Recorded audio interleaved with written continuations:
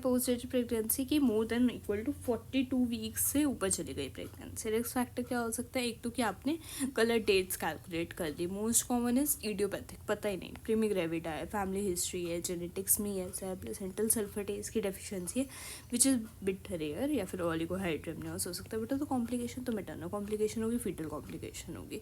अब बच्चा बड़ा होता जा रहा है तो ऑब्स्ट्रक्शन कॉज कर सकता है, ऑब्स्ट्रक्टेड लेबर हो सकता है, सीपीडी हो सकता है, तो ऑपरेटिव डिलीवरी के चांसेस बढ़ेंगे, फॉरसेप्स वगैरह यूज़ करनी पड़ेगी। अगर वेजाइनल डिलीवरी है, अगर वो भी नहीं हो पा रहा तो इंडक्शन ऑफ लेबर करना पड़ेगा, लोअर सेगमेंट सेक्शन करना पड़ेगा। एंड अब बच्चा बड़ा है, स्ट्रेस कॉज करेगा, पेरिनियल ट्रॉमा कॉज करेगा, पेरिनियल टीयर कॉज करेगा, पीपीएच के चांसेस बढ़ेंगे।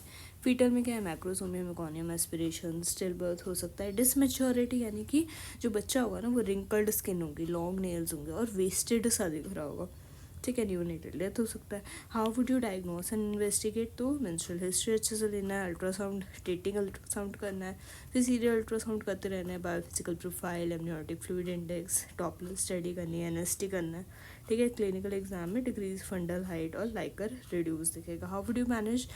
तो एंटीनेटल 40 वीक्स से ऊपर चली गई तो आप जेस्टेशन एज कंफर्म करो, फीटल सर्वेलेंस करो, एनएसटी ट्वाइस डेली करो, एएफआई बीपीपी, टॉपलर करो, वेटरनल किक काउंट का एक चार्ट बनाओ। इंडक्शन ऑफ लेबर आपको कब करना है? जब मोर देन 41 वीक्स चला गया, ठीक है, और सर्विक्स अनफेवरेबल है, या ओलिगोहाइड्रोमनियोस है, एब्नॉर्मल एनएसटी, पीपीपी में कॉर्नियम आ रहा है, ठीक है। मेथड क्या है? मेम्ब्रेन स्वीपिंग, स्ट्रिपिंग कर दो, सर्वाइकल राइपनिंग करो, पीजी टू जेल से, मिजोप्रोस्टॉल से, फॉलिस, ऑक्सीटोसिन इन्फ्यूजन का पूरा जो सर्विस फेवरेबल। लेबर के टाइम पे आपको फिटर कंटिन्यू करनी है, और अगर वेरिएबल एक्सेलरेशन आ रहे हैं एनएसटी पे, क्वाड कंप्रेशन हो रहा है तो एमनियो इन्फ्यूजन करो।